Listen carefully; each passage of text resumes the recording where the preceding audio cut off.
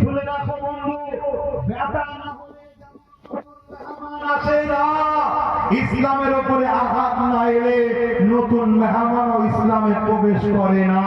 ব্যথা যত বাড়বে এর মানে নতুন অতিথি, নতুন মেহমান আসবে।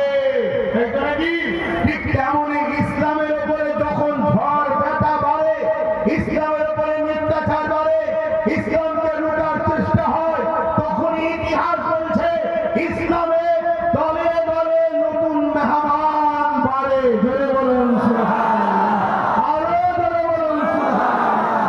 আরে ইসলাম তো বলেছে কেউ যদি রেপ করে তাকে গলা পর্যন্ত পুঁতে দিয়ে তাকে পাথর মেরে মারতে মারতে মেরে ফেলো। শুনছেন?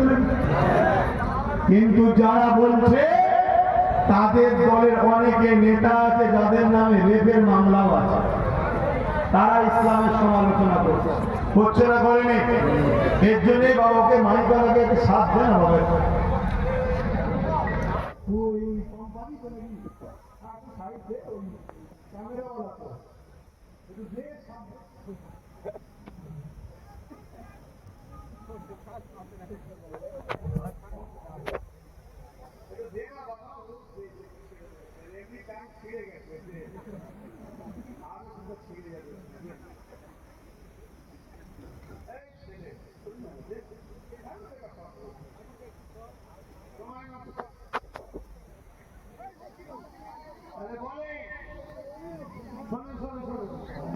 ইসলামের নামে মিথ্যাচার করছে না, করে